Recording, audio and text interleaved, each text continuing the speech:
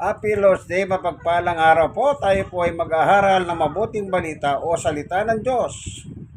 Sa pagkakataon nito, dito po tayo sa loob ng tahanan ni Brother Wilson, the head of the family. Yan. Ako'y nagpapasalamat sa Diyos. Unang-una, nakilala ko po siya at nagkaroon tayong pagkakataon na ibahagi sa kanila ang salita ng Diyos ayon sa banal na kasulatan. Itong ating pag-aaral ay pagkain. Ika nga, kumakain po tayo ng ating spiritual food. Ano po? Kaya sisimulan po natin ang ating Bible study. Pero bago tayo magsisimula, dudulog tayo sa Diyos upang siya at tumulong at pumatnubay sa atin upang sa ganon ay gagabayan niya tayo. O Diyos, aming Ama, minsan pa dumudulog kami sa lukuhan ng iyong biyaya. Minsan pa samahan kami ng iyong banal na espiritu upang kami po ay mabusog sa iyong mga pagkain ihahatag sa amin. Salamat po sa ngalan ng aming Panginoong Yesus. Amen. Ayan. Kita na po tayong lahat. Sana po kayong manonood ng video ito ay kasama namin kayo sa kagalakan. Sabi nga sa Biblia, magalak kayong lagi. Pag sa Diyos, always, magalak po tayo. Yung iba wala nang kagalakan sa Diyos. Huwag ganon. Kailangan, lagi tayong nagagalak pagdating sa Diyos. Amen? Dahil po, Valentine, kahapon, February 14, konting istorya lang. Ang pagdiriwang ng Valentine ay ayon sa kasaysayan, yung isang pare, si Father Valentino, Roman. At ang Roman, sabi niya, bawal magkasal. Nagkataon po, merong magsigirog na talagang gusto nilang magpakasal. At si Father Valentine, ikinasal sila. Sa madalit salita, nabalita ng ari yan. Siyempre, bilang ari, ano bang kasabihan? Utos ng ari, hindi nababali. So, pinarusahan ng nasabing pare at tinatulan siya ng kamatayan. Ang Roman government po talaga ang naggagawad ng kamatayan kapag ang kasalanan mo ay mabigat. Parang si Jesus Christ. Ang kasalanan ni Jesus Christ sa kanila ay mabigat. Kaya ang sentensya ni Jesus ay kamatayan, pagpako sa krus. Kaya nung February 14, doon po in-execute ang nasabing pare. Wala pong nakalagay kung paano in-execute, pero February 14, siya po ay namatay. Pero habang nakabilanggo siya, meron siyang isang gwardya. Na yung gwardya, meron siyang anak na babae. At gumawa ng letter si Father Valentine. Doon po sa ilalim, ang nakalagay, di po ba yung natural na tayo nung wala pa cellphone, gagawa tayong love letter? Pag doon sa dulong ibaba, hindi ba ilalagay natin yung pangalan natin at meron tayong message doon. Iba-iba po nilalagay natin. Kung isa na nakalagay, ang nagmamahal. Ganon, hindi ba? Kanya-kanya po ng gimmick yan Pero si Valentine na nakalagay po sa kanya, from your Valentine. Nagsimula po yan sa Europa. Meron pang isang kwento dyan. Panahon daw ng giyera yan. War. Na ipinagbabawal nga ang magkasal. Another kwento po yan. At nagkasal nga itong nasabing pare.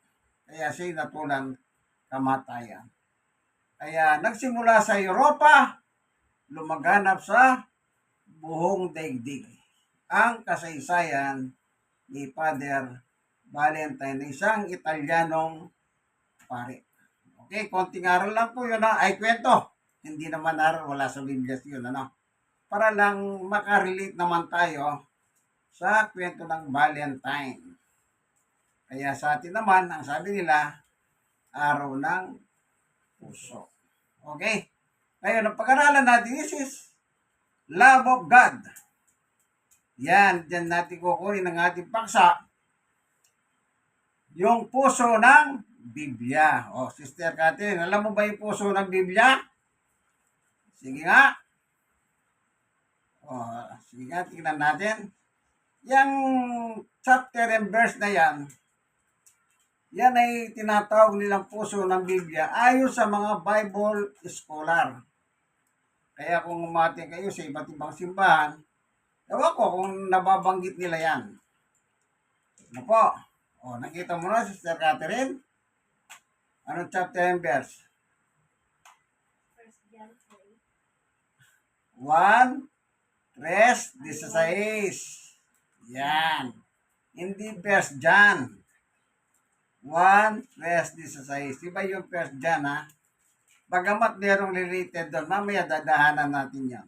Hindi ka naman mali doon eh. Kanya lang, iba kasi yung pinupunto natin dito. Pero yung First John, meron ding love. Okay. Sige, basahin mo, Sister Catherine. 1, 3, 16. Sapagkat gayon na lamang ang pag-ibig ng Diyos sa sangkatauhan, kaya't ibinigay niya ang kanyang kaisa-isang anak upang ang sinumang sumampalataya sa kanya ay hindi mapahamak kundi magkaroon ng buhay na walang hanggan. 17. Oh, yung 17. Tuloy mo yung 17. 17. Isinugo ng Diyos ang kanyang anak, hindi upang hatulan ng parusa ang sanlibutan, kundi upang iligtas ito sa pamamagitan niya. Amen. Sa pamamagitan niya. Ililigtas tayo ni Jesus. Isipin niyo po, kaibigan, ganito lang kasimple. Meron kang utang sa tao na alam mo, yung tao na yun, pag hindi ka nakapagbayad, maaaring mapapasama ka. Pero, meron dumating isang tao at ibinigay yung pera at sinabi niya, ibayad mo sa utang nito. Di ba? Anong mararamdaman mo, kaibigan? Di ba? Kasiyahan. Kaya sabi ko kanina, pag sa Diyos, kailangan masaya tayo. Ano? Gladness. Merong nagbayad, kaibigan. Ang nagbayad, walang iba kundi si Jesus ang anak ng Diyos. So may utang tayo kay Jesus. Tama mali, may nagbayad eh. Ang ating igaganti kay Jesus is about love. Dahil mahal tayo, binigay ang kanyang buhay eh. Ang sabi ni Jesus, Ama, susundin kita, nandito ako, upang ihandog ang buhay ko. Jesus said, Hebreo chapter 10, verse 5, 6, 7. Ang iba sa Sister Catherine o Sister Wilson. Mismo si Jesus po ang nagsabi. Ng kanyang buhay, ialay niya. Sapagkat ang mga halay ng mga tao sa panahon na yaon, kahit talinsunod sa batas ng panahon na yon, ang sabi ni Jesus, hindi mo nahibig. Kaya, ako, yan, pakibasa mo, Sister Catherine. 10, 5, 6, 7.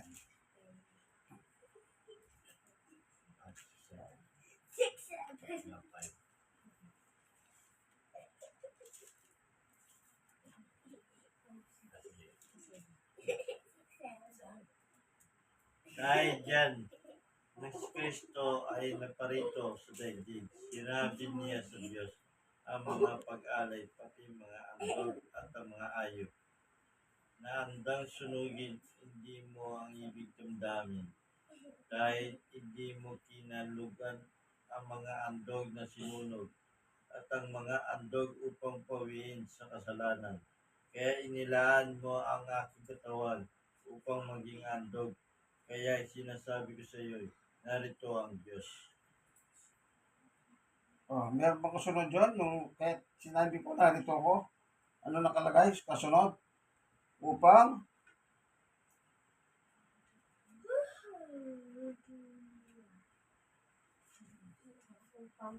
Yung 7? Upang sundin ang iyong kalooban ayon sa sinasabing kasulukuyang tungkol sa akin. Amen! Sino nagsasalita dyan? Ang ating Panginoong Yesus. Sino ang kausap? Ang kanyang Ama. Hindi mo na kinalugdan ang mga handog ng mga tao. Kaya't isang katawan ang inianda mo sa akin upang maging handog. Kung tutusin, napakabait ng Diyos eh.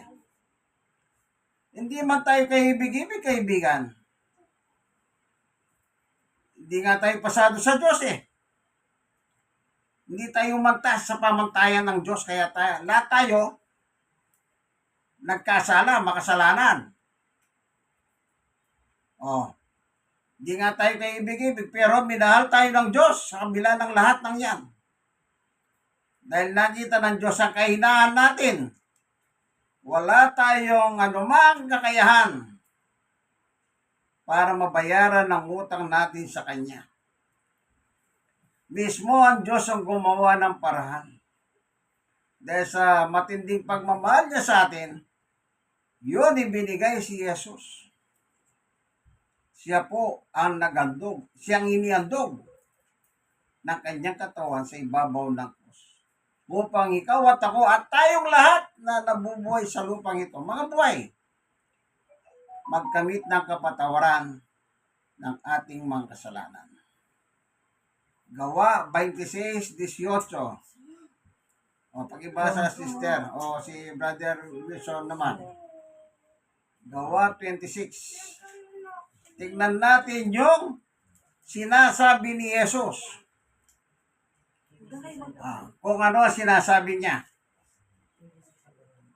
Sa Gawa chapter 26, simulan mo sa 12 hanggang 18.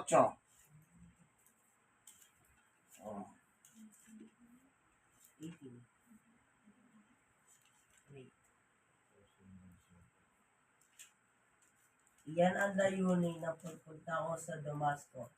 Taglay ang kapangyarihan at paintulot ng mga punong pari ng katanghaliang tapat habang kami naglalakbay. Nakita ko, Haring Agripa, ang isang nakakasilaw na liwanag mula sa langit.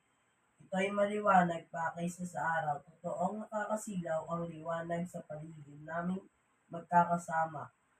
Kaming lahat ay natutumba sa lupa at narinig ko ang isang tinig na nagsabi sa akin sa wikang Hebreo, sa ulo, bakit mo ako pinag-uusig? Sinasaktan mo ang iyong sarili sa ginagawa mo yan. Para mo sinisipa ang matulis na bagay. At itinatanong ko, sino po kayo, Panginoon? At kanyang sinabi, ako'y si Jesus, na iyong inuusig. Tumayo ka, ipapakita ko sa iyo upang italaga ka bilang aking lingkod at magpatotoo tungkol sa mga nakita mo ngayon at sa mga pinapakita ko pa sa iyo. Ililigtas kita mula sa mga kababayan mo, Hudyo, at gayon din sa mga Hentil, kung saan kita isusugo. Imumulat mo ang kanilang mga mata. Ibabalik sila sa kaliwanagan mula sa kadiliman. Ililigtas sila sa kapangyarihan ni Satanas at ibabalik sa Diyos. At sa pamamagitan ng pananampalataya nila sa akin, sila'y patatawarin ng kanilang mga kasalanan at mabibigyan ng lugar kasama ng mga taong ginawang banal ng Diyos. Amen. Sa pamamagitan ng pananampalataya nila sa akin, sabi ni Jesus, patatawarin ko ang kanilang kasalanan. Mismo ang Panginoong Yesus, sinasyur niya.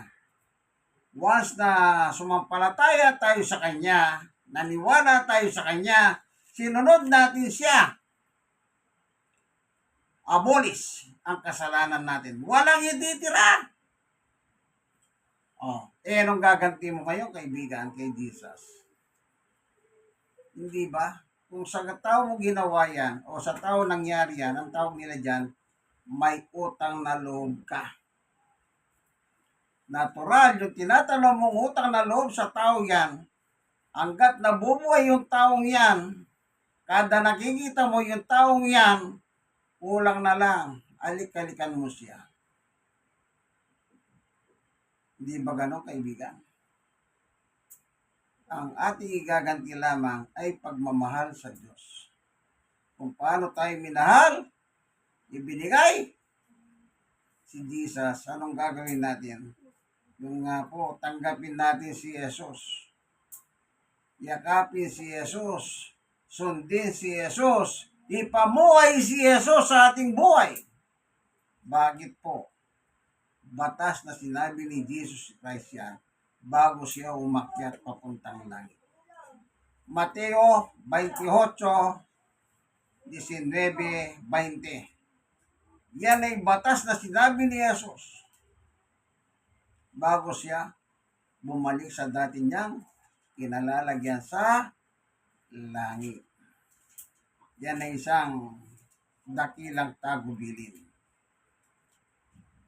Mateo 18. Chapter 28, verse 19 and 20.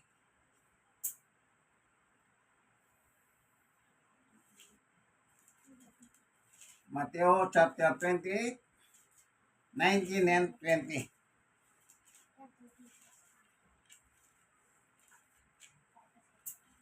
Kaya't humayo kayo, gawin ninyong alagad ko ang mga tao sa lahat ng mga bansa. Bautismuhan ninyo sila sa pangalan ng Ama at ng Anak at ng Espiritu Santo. Turuan ninyo silang sumunod sa lahat ng inuutos ko sa inyo. Tandaan ninyo, ako'y laging kasama ninyo hanggang sa katapusan ng panahon. O, maliwanag. Itong mga tao sa buong mundo, ang sabi ng ating Panginoong Yesus, gawin niyong alagad ko. Ano pa? Turuang sumunod sa utos ko. Kaya hindi ka lang sasampalataya kay Jesus, kaibigan. Susunod ka. Dahil siyang sinampalatayanan mo, naturalmente, siyang susundin mo. Kaya magiging tama ang iyong pananampalataya. At ang Diyos, hindi magagalit sa iyo.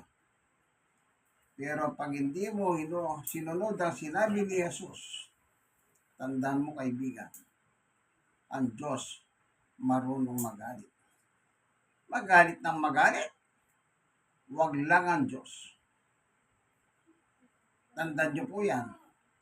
Kasi pag nagalit ang Diyos, kaya nga ginawa po yung apoy ng impyerno para kay Satanas lang yon at doon sa mga masuwain sa Kanya, sa Diyos.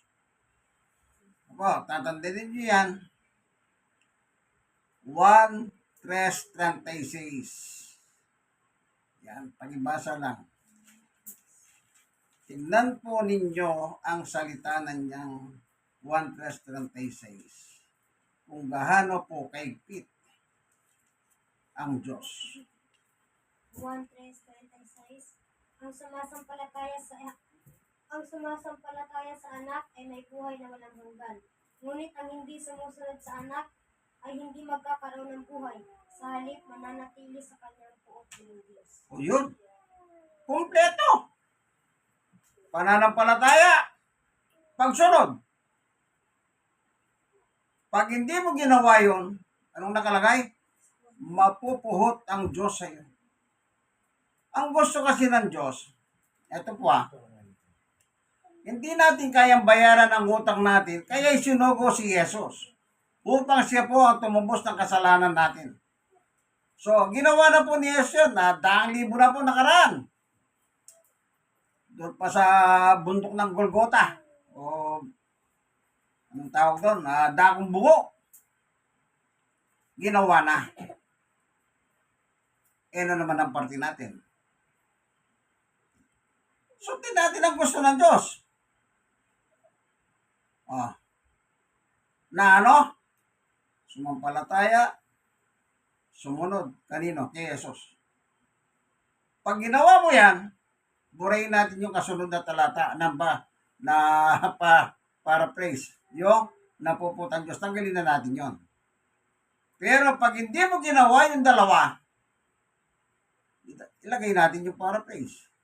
Mapuputang Diyos iyo. Kaya sabi ko nga po, hindi baling yung mga kapitbahay mong mapuot sa'yo, wag lang ang Diyos. Bakit?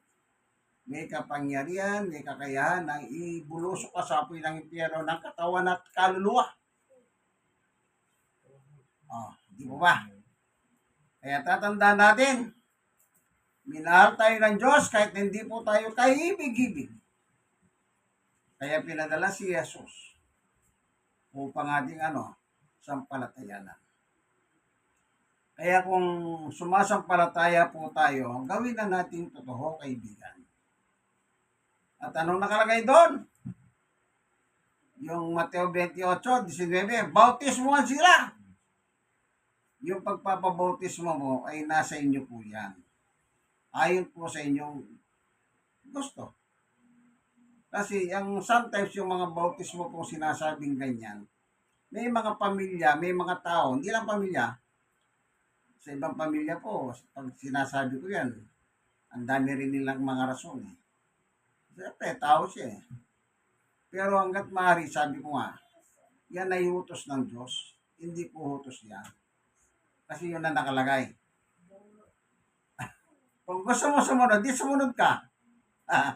Kaya nung ako po, nung marinig ko yan, ako mismo, willingness, nagpabautismo ako.